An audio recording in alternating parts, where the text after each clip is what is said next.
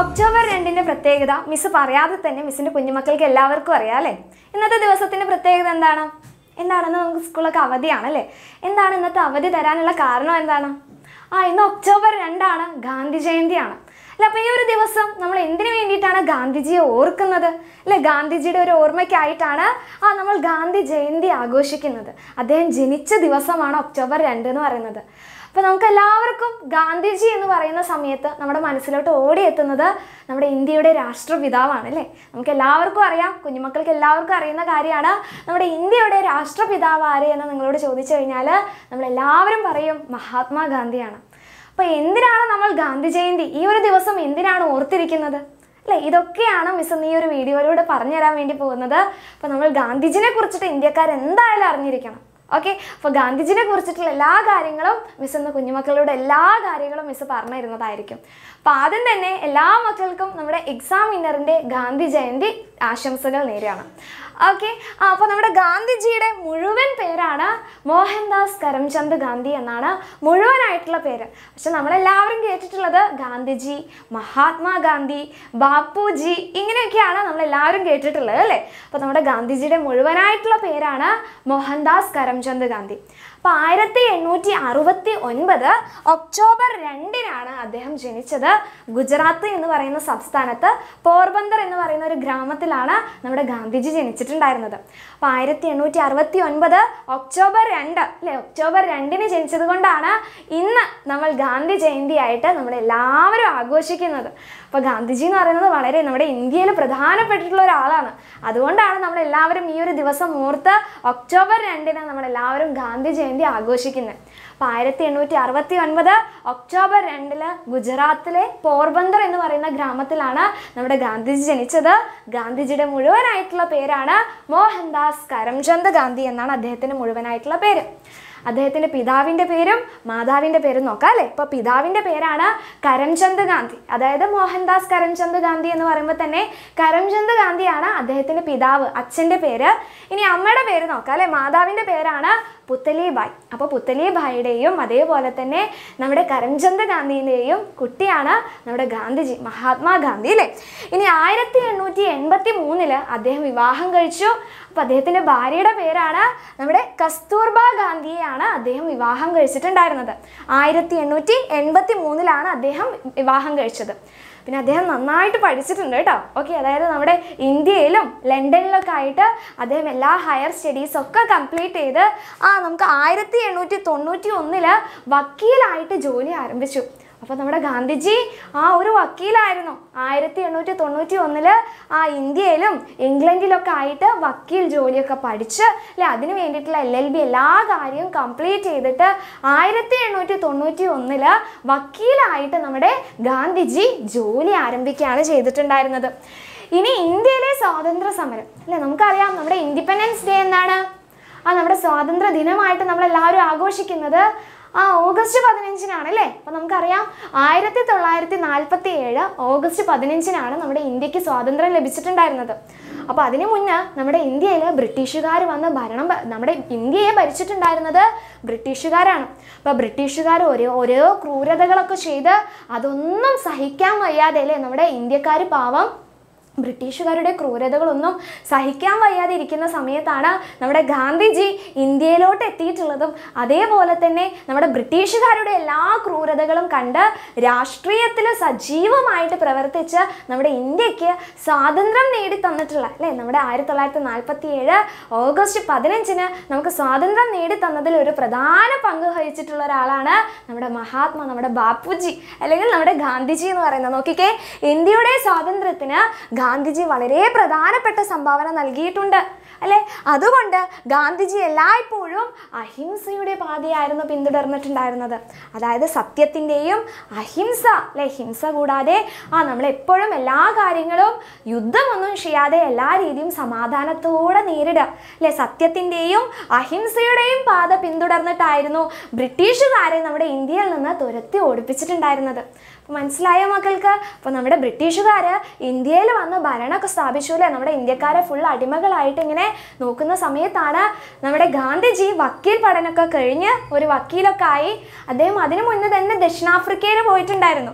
അങ്ങനെ ദക്ഷിണാഫ്രിക്കയിൽ വർണ്ണ വിവേചനത്തിനെതിരെ, അതായത് നമ്മുടെ സ്കിൻ കളർ ഉണ്ടല്ലോ, നമ്മുടെ കളർ, അപ്പോൾ ആ ഒരു വർണ്ണ വിവേചനത്തിനെതിരെ കുറേ സമരങ്ങളൊക്കെ നടത്തി. അതിനുശേഷമാണ് അദ്ദേഹം ഇന്ത്യയിലോട്ട് വന്നിട്ടുണ്ടായിരുന്നത്. അപ്പോൾ ഇന്ത്യയിലോട്ട് വന്ന സമയത്ത് എന്താ കണ്ടത്? ആ ബ്രിട്ടീഷുകാർ നമ്മുടെ ഇന്ത്യക്കാരെ ചൂഷണം ചെയ്ത് ജീവിക്കുകയാണ് അല്ലേ, അവർ ഉപദ്രവിച്ചുകൊണ്ടേ ഇരിക്കുകയാണ്. അപ്പോൾ ഇതിനെതിരെ ഒരു സത്യാഗ്രഹം പുറപ്പെടുപ്പിച്ചു. അപ്പോൾ ഈ സത്യാഗ്രഹത്തിന് ഒരു പ്രത്യേകതയുണ്ട്.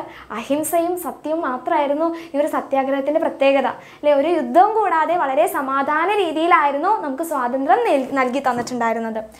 അപ്പോൾ ഇന്ത്യക്കാരുടെ അവകാശങ്ങൾക്ക് വേണ്ടി പോരാടിയ അദ്ദേഹം ഗാന്ധിജി എന്നറിയപ്പെടാൻ വേണ്ടി തുടങ്ങി. നമ്മുടെ ഇന്ത്യയിലോട്ട് വന്ന് നമ്മുടെ ഇന്ത്യക്കാരുടെ സങ്കടങ്ങളൊക്കെ മനസ്സിലാക്കി ഇന്ത്യക്കാർക്ക് നീതി വേണം അല്ലേ, അവരും സമാധാനത്തോടെ ജീവിക്കണം, നമ്മുടെ ഇന്ത്യക്ക് ഒരു സ്വാതന്ത്ര്യം വേണം, ഒരു ഫ്രീഡം വേണം. അപ്പോൾ ഇതിനെതിരെ നമ്മുടെ ഇന്ത്യക്കാർക്ക് മോചനത്തിന് വേണ്ടിയിട്ട്, നമ്മുടെ ഇന്ത്യൻ സ്വാതന്ത്ര്യ സമരത്തിന് വേണ്ടിയിട്ടൊക്കെ പ്രധാന പങ്ക് വഹിച്ചത് കൊണ്ട് നമ്മളെല്ലാവരും അദ്ദേഹത്തിന് എങ്ങനെയാണ് വിളിച്ചിട്ടുണ്ടായിരുന്നത്?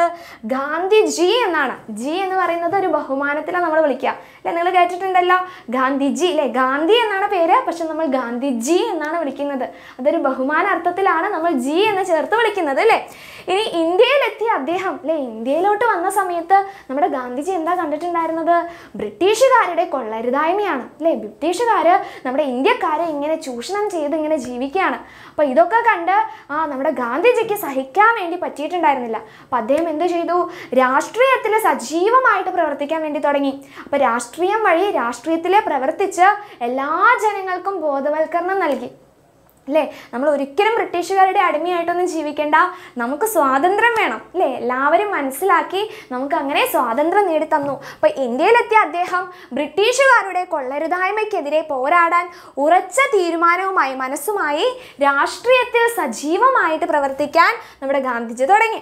അപ്പോൾ അദ്ദേഹത്തിൻ്റെ സത്യാഗ്രഹത്തിൻ്റെ പ്രത്യേകത മിസ് പറഞ്ഞിട്ടുണ്ടായിരുന്നു, സത്യത്തിൻ്റെയും അഹിംസയുടെയും വഴിയാണ് അല്ലേ. അപ്പോൾ സത്യം മാത്രമേ അദ്ദേഹം പറയുള്ളൂ അല്ലേ. നമ്മളെപ്പോലെ നുണയൊന്നും പറയില്ല. കുഞ്ഞുമക്കൾ ആരും നല്ല മക്കളാണ്, അപ്പോൾ നിങ്ങൾ ആരും നുണയൊന്നും പറയരുത് കേട്ടോ. അപ്പോൾ സത്യത്തിന് അല്ലേ, നുണ പറഞ്ഞാൽ നമ്മൾ അതിൻ്റെ കൂടെ 1000 സത്യങ്ങൾ പറയേണ്ടി വരും. അപ്പോൾ മക്കൾ ആരും നുണയൊന്നും പറഞ്ഞ് ശീലിക്കരുത്. അപ്പോൾ നമ്മുടെ ഗാന്ധിജി സത്യത്തിൻ്റെയും അഹിംസയുടെയും പാതയിലൂടെയാണ് നമ്മുടെ ഇന്ത്യക്ക് സ്വാതന്ത്ര്യം നേടി തന്നിട്ടുണ്ടായിരുന്നത്. ബ്രിട്ടീഷുകാർക്കെതിരെ അദ്ദേഹത്തിൻ്റെ ആയുധം അല്ലെ, അദ്ദേഹത്തിൻ്റെ ആയുധം എന്താണ്? വാളും തോക്കൊന്നുമല്ല. അദ്ദേഹത്തിൻ്റെ ആയുധം എന്ന് പറയുന്നത് സത്യവും അഹിംസയുമായിരുന്നു. അപ്പം സത്യത്തിൻ്റെ പാത പിന്തുടർന്നു കഴിഞ്ഞാൽ നമുക്ക് വേറൊന്നും നോക്കേണ്ട ഒരു ആവശ്യമില്ല അല്ലേ. സത്യം മാത്രമേ ജയിക്കൂ എന്നാണ് നമ്മൾ എപ്പോഴും വിശ്വസിക്കുന്നത്. അപ്പോൾ അദ്ദേഹത്തിൻ്റെ ആയുധം എന്ന് പറയുന്നത്, ബ്രിട്ടീഷുകാർക്കെതിരെയുള്ള ആയുധം എന്ന് പറയുന്നത് സത്യം മാത്രമാണ്. സത്യവും അഹിംസയുമായിരുന്നു അദ്ദേഹത്തിൻ്റെ ആയുധം എന്ന് പറയുന്നത്. ഇതുകൂടാതെ നമ്മുടെ സ്വാതന്ത്ര്യ സമരത്തിൽ മാത്രമല്ല, നമ്മുടെ ഉപ്പു സത്യാഗ്രഹം മക്കൾ കേട്ടിട്ടുണ്ടോ? 1930 നമ്മുടെ ദണ്ഡിക്കടപ്പുറത്തായിരുന്നു ഉപ്പ് സത്യാഗ്രഹം നടന്നിട്ടുണ്ടായിരുന്നത്. നമ്മുടെ ഉപ്പിന് നികുതിയൊക്കെ ഇങ്ങനെ കൂട്ടിയ സമയത്ത് അതിനെതിരെ ഒരു സത്യാഗ്രഹം പുറപ്പെടുപ്പിച്ചു. അപ്പോൾ അതിനും പ്രധാന പങ്ക് വഹിച്ചിട്ടുണ്ടായിരുന്നത് നമ്മുടെ ഗാന്ധിജിയാണ്. അതേപോലെ ക്വിറ്റ് ഇന്ത്യ സമരം എന്ന് കേട്ടിട്ടുണ്ടോ? ബ്രിട്ടീഷുകാർ ഇന്ത്യ വിടുക എന്ന് പറയുന്ന ഒരു സമരമല്ലേ, ക്വിറ്റ് ഇന്ത്യ സമരവും അതിനും പ്രധാന പങ്ക് വഹിച്ചിട്ടുണ്ട്. അതുപോലെ തന്നെ നമ്മുടെ നിസ്സഹരണ പ്രസ്ഥാനം, ഇങ്ങനെ ഒത്തിരി സമരത്തിനെല്ലാം, നല്ല നല്ല സമരത്തിനെല്ലാം പ്രധാന പങ്ക് വഹിച്ചിട്ടുള്ളത് നമ്മുടെ ബാബുജി തന്നെയാണ്, നമ്മുടെ മഹാത്മാഗാന്ധി തന്നെയാണ്. അപ്പോൾ കുട്ടികളെല്ലാവരും, നിങ്ങളെപ്പോലെയുള്ള കുഞ്ഞു മക്കളെല്ലാവരും നമ്മുടെ ഗാന്ധിജിയെ വിളിച്ചിട്ടുണ്ടായിരുന്നത് ബാപ്പുജി എന്നാണ്. സ്നേഹത്തോടെ ബാപ്പുജി എന്നാണ് എല്ലാവരും നമ്മുടെ ഗാന്ധിജിയെ വിളിച്ചിട്ടുണ്ടായിരുന്നത്. അതേപോലെ അപ്പോൾ നമ്മൾ പറഞ്ഞു നമ്മുടെ ഇന്ത്യയിലെ രാഷ്ട്രപിതാവാണ് നമ്മുടെ ഗാന്ധിജി എന്ന് പറയുന്നത് അല്ലേ. അപ്പോൾ ആരാണ് ഗാന്ധിജി എന്ന് പറഞ്ഞത്? നമ്മുടെ സുഭാഷ് ചന്ദ്രബോസ് ആണ് രാഷ്ട്രപിതാവ് എന്ന് വിശേഷിപ്പിച്ചത്. അപ്പോൾ സുഭാഷ് ചന്ദ്രബോസ് എന്ന് പറയുന്നത് ഒരു സ്വാതന്ത്ര്യ സമര നേതാവാണ്. അപ്പോൾ അദ്ദേഹമാണ് ആ രാഷ്ട്രപിതാവ് എന്ന് പറയുന്ന ആ ഒരു പേര് വിളിച്ചിട്ടുണ്ടായിരുന്നത്. അതേപോലെ തന്നെ അല്ലേ, മഹാത്മാഗാന്ധി എന്ന് പറയാൻ വേണ്ടി കാരണം രവീന്ദ്രനാഥ് ടാഗോർ എന്ന് പറയുന്ന വേറൊരു സ്വാതന്ത്ര്യ നേതാവുണ്ട് അല്ലേ. നേതാവ് നമ്മുടെ സ്വാതന്ത്ര്യ സമരത്തിന് വേണ്ടിയിട്ട് രക്തസാക്ഷികളായിട്ടുള്ളതും അതേപോലെ തന്നെ ഇതിൽ പ്രധാന പങ്ക് വഹിച്ചിട്ടുള്ള 2 വ്യക്തികളാണ് നമ്മുടെ രവീന്ദ്രനാഥ് ടാഗോറും സുഭാഷ് ചന്ദ്രബോസും. അപ്പോൾ രവീന്ദ്രനാഥ ടാഗോറാണ് മഹാത്മാ എന്ന് വിശേഷിപ്പിച്ചിട്ടുണ്ടായിരുന്നത്. അതേപോലെ സുഭാഷ് ചന്ദ്രബോസ് ആണ് രാഷ്ട്രപിതാവ് എന്ന് വിശേഷിപ്പിച്ചിട്ടുണ്ടായിരുന്നത്. ഓക്കെ, ഇനി നോക്കിക്കേ, നമ്മൾ പറഞ്ഞു നമ്മുടെ ഇന്ത്യയുടെ രാഷ്ട്രപിതാവാണ് നമ്മുടെ ഗാന്ധിജി അല്ലേ. പിന്നെ അദ്ദേഹത്തിൻ്റെ ജീവിതം എന്ന് പറയുന്നത് വളരെ ലളിതമായിട്ടുള്ള ജീവിതമാണ്. നമുക്കറിയാം, ഒരു വക്കീലോ അല്ലെങ്കിൽ ഒരു ഡോക്ടറോ അല്ലെങ്കിൽ ഒരു എഞ്ചിനീയറൊക്കെ ആയിക്കഴിഞ്ഞാൽ ഇപ്പം നമ്മൾ എന്താ ചെയ്യുക? ഇപ്പം എന്താ ചെയ്യുക? വലിയ വലിയ വീടൊക്കെ വയ്ക്കും, വലിയ വലിയ കാറൊക്കെ വാങ്ങും അല്ലേ? അപ്പോൾ നമുക്കറിയാം നമ്മുടെ ഗാന്ധിജി വക്കീലാണ് അല്ലേ, നല്ല വക്കീലാണ്. അപ്പം അദ്ദേഹത്തിന് വലിയ വീടും വലിയ രീതിയിലൊക്കെ ജീവിക്കാം. പക്ഷെ അതൊക്കെ ഉപേക്ഷിച്ച് വളരെ ലളിതമായിട്ടുള്ളൊരു ജീവിതമായിരുന്നു അദ്ദേഹം നയിച്ചിട്ടുണ്ടായിരുന്നത്. അദ്ദേഹം തന്നെ നൂലുപയോഗിച്ച് സ്വന്തം വസ്ത്രം ഉണ്ടാക്കും, ആ വസ്ത്രമായിരുന്നു അദ്ദേഹം ധരിച്ചിട്ടുണ്ടായിരുന്നത്. അതേപോലെ തന്നെ പ്യുവർലി വെജായിരുന്നു, അതായത് സസ്യാഹാരം മാത്രമായിരുന്നു അദ്ദേഹം കഴിച്ചിട്ടുണ്ടായിരുന്നത്. മാംസാഹാരം ഒന്നും കഴിച്ചിട്ടുണ്ടായിരുന്നില്ല, എല്ലാം സസ്യാഹാരം മാത്രമായിരുന്നു അദ്ദേഹം കഴിച്ചിട്ടുണ്ടായിരുന്നത്. അപ്പോൾ ഇതൊക്കെ ബാക്കിയുള്ളവർക്കൊരു മാതൃകയാണ് അല്ലേ? ഇപ്പം നമുക്കറിയാം നമ്മുടെ ക്ലാസ്സിൽ ഓരോരോ മോഡലൊക്കെ ഉണ്ടായിരിക്കും അല്ലേ? അവരെ പോലെ നോക്കുമ്പോൾ ആ കുട്ടികൾ നന്നായിട്ട് പഠിക്കും, അല്ലെങ്കിൽ നല്ല രീതിയിൽ തന്നെ എല്ലാവരോടും നല്ല രീതിയിൽ ബഹുമാനാർത്ഥമൊക്കെ സംസാരിക്കുന്ന കുട്ടികളുണ്ടായിരിക്കില്ലേ അല്ലേ? അപ്പം നിങ്ങളും കുറേ പേരൊക്കെ ഉണ്ടായിരിക്കില്ല അങ്ങനെ.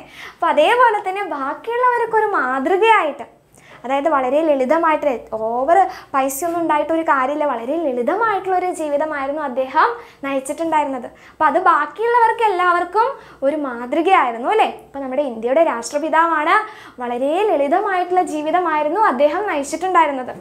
അങ്ങനെ 1948 ജനുവരി 30 ന്യൂഡൽഹിയിൽ വെച്ചിട്ടാണ് അദ്ദേഹം മരണപ്പെട്ടിട്ടുണ്ടായിരുന്നത്. നാഥുറാം വിനയ് ഗോഡ്സെ എന്ന് പറയുന്ന ഒരു വ്യക്തി ആണ് അദ്ദേഹത്തിനെ വെടിയേറ്റിട്ടായിരുന്നു അദ്ദേഹം മരണപ്പെട്ടിട്ടുണ്ടായിരുന്നത്. അപ്പോൾ 1948 ജനുവരി 30 നമ്മുടെ ഗാന്ധിജി നമ്മളെ വിട പറഞ്ഞു പോയിട്ടുണ്ടായിരുന്നത്. അപ്പോൾ നമ്മൾ ഇന്ന് അല്ലേ നമ്മുടെ ഗാന്ധിജി ജനിച്ചിട്ടുള്ളതാണല്ലേ, ഒക്ടോബർ 2. അപ്പോൾ ഒക്ടോബർ 2 ഇത്രയും നമ്മുടെ ഇന്ത്യക്ക് സ്വാതന്ത്ര്യം നേടി തന്നെന്ന് പറഞ്ഞാൽ ആലോചിച്ച് നോക്കിക്കേ. ബ്രിട്ടീഷുകാരുടെ എല്ലാ ചൂഷണങ്ങൾക്കെതിരെയും അവരെ നമ്മുടെ ഇന്ത്യയിൽ നിന്ന് തുരത്തി ഓടിപ്പിച്ചിട്ടുള്ള ആൾക്കാരാണ്. അപ്പോൾ നമ്മുടെ മഹാത്മാഗാന്ധി ജനിച്ച ദിവസം എന്ന് പറയുന്നത് നമുക്ക് വളരെ സ്പെഷ്യൽ ആയിട്ടുള്ളൊരു ദിവസമാണ്. അപ്പോൾ അതുകൊണ്ടാണ് നമ്മളെല്ലാവരും ആ ഗാന്ധിജിയെ ഓർക്കാൻ വേണ്ടിയിട്ടുള്ളൊരു നിമിഷമാണ് നമ്മുടെ ഒക്ടോബർ 2 അല്ലേ? അപ്പോൾ എന്തിനു വേണ്ടിയിട്ടാണ് നമ്മൾ ഈ ഒരു ഒക്ടോബർ 2 ഓർത്തിരിക്കുന്നതെന്ന് മക്കൾക്ക് എല്ലാവർക്കും മനസ്സിലായോ? ആ ഗാന്ധിജിയുടെ ജന്മദിനമാണെന്നല്ലേ, ഗാന്ധിജിയുടെ ഹാപ്പി ബർത്ത്ഡേ ആണ്. അപ്പോൾ നമുക്ക് എല്ലാവർക്കും ഒരുമിച്ച് നമ്മുടെ ഗാന്ധിജിക്ക് ഒരു ഹാപ്പി ബർത്ത്ഡേ വിഷ് ചെയ്താലോ? യെസ്, ഹാപ്പി ബർത്ത്ഡേ ഗാന്ധിജി അല്ലേ, നമ്മുടെ ബാപ്പുജിയാണ്. അപ്പോൾ ബാപ്പുജിക്ക് എല്ലാ മക്കളും ഒരു ഹാപ്പി ബർത്ത്ഡേ ഒക്കെ വിഷ് ചെയ്യാം. Okay, yes. അപ്പോൾ ഒന്നും കൂടി മിസ് നമ്മുടെ എക്സാമിനറിൻ്റെ വക നിങ്ങൾക്ക് എല്ലാവർക്കും ഗാന്ധി ജയന്തി ആശംസകൾ നേരുന്നു. Thank you so much. അപ്പോൾ ഇത്രയും കാര്യങ്ങൾ മക്കളെല്ലാവരും അറിഞ്ഞിരിക്കണം കേട്ടോ.